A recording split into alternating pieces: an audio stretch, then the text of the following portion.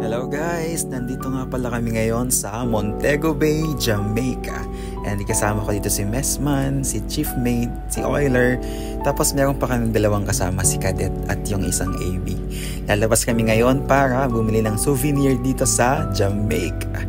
And eto nga, galing sa barko, naglakad lang kami ng sobrang layo.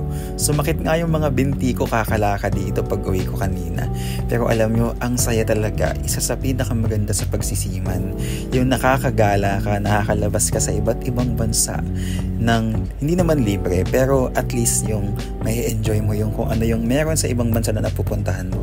Basta convenient lang. At ito nga, pagkatapos namin magpapalit ng pera kung saan kaming restong nagpunta para makakain na rin kami ng lunch. Kaso nauwi pa rin kami dito sa Wendy's dahil hindi talaga namin type yung local food nila dito. Although sabi naman nila masarap, kaso hindi lang talaga kami sanay kumain ng ganung pagkain.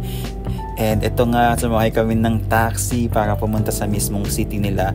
Plano talaga namin pumunta sa Doctor's Cave. Ticket daw yun dito, kaso nga lang may bayad yung pagpasok. Kaya ang ginawa namin, bumili na lang kami ng mga souvenirs. Ayan, alam nyo, sobrang daming magagandang souvenirs dito. Kagaya rin sa atin sa Pilipinas. Kaya nga lang, ang problema, medyo pricey. Alam nyo, napansin ko pag sa ibang bansa talaga bumibili ng mga souvenirs, mas mahal siya. Kasi nga, syempre, dollar yung binabayad natin.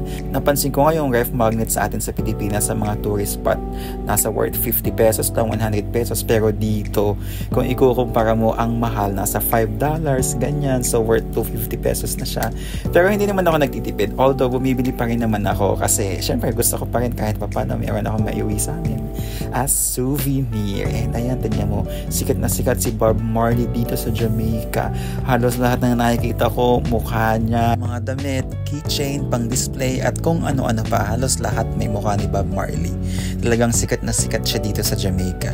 Ito nga, gusto ko sanang bilhin yung tasa, nagagandahan ako, kaso nga lang nakabili na ako dito sa Starbucks. Medyo mas maganda tong nabili ko, kaya lang ano siya, nasa $25 siya. Kasi parang gusto ko mag-ipon ng mga ganitong cup tuwing mapupunta ako sa ibang bansa. Siguro ganito na yung bibilin ko. Meron siyang tatak ng bansa nila, tapos quality pa talaga kasi sa Starbucks siya. And let's go Jamaica!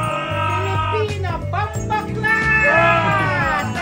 Bambakla, Jamaica! These are my fucking friends! Madam, how much is one? Don't worry! Hey! Ang Jamaica go like this. Ang Jamaica go like this. Hey! Like this, like this. Hey, that's so. How much that one?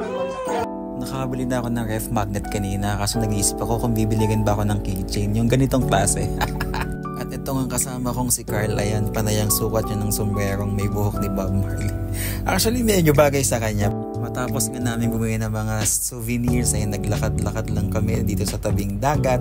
Pero hindi kami mismo nakapunta sa mismong dagat kasi nagsasawa na kami sa dagat. Lagi na lang kami nasa dagat. At dito nga matatanaw namin yung barko. Ayun, yung barko na pinagtatrabahuhan namin. Ayun, medyo malapit lang pala siya dito sa city. And ayun, konting lakad-lakad pa hanggang sa napagod na kami at sumakay na kami ng taxi pa uwi. And ayun lang, maraming salamat. Bye-bye!